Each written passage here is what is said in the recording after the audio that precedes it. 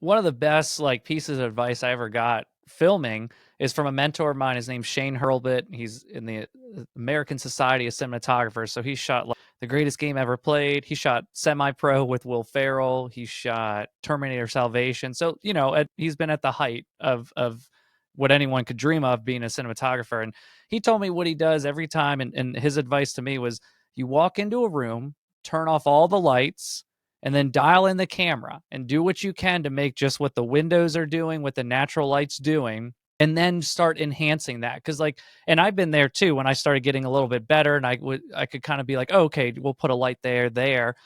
Before you know it, you have 3 or 4 lights set up and you have no idea which one is doing. And you completely just missed maybe something that was already there. There's so many, some of my like best looking shots, I think some of them were like one light, just a bounce card. Cause it's more of just capturing the room. So if you're in an office, if you're in a room with a window, first just turn those nasty fluorescents off. You should never have those on.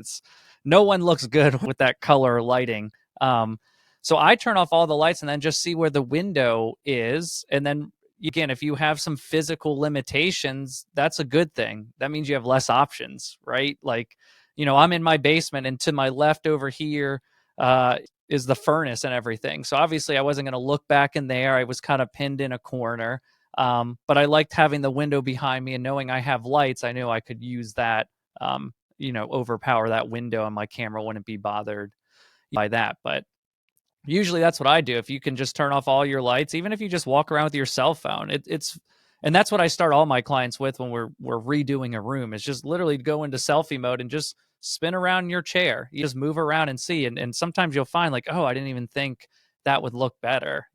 Um, and I always like to put the windows on the side too, so you kind of have like the nice soft push, and then you wrap around with another light. But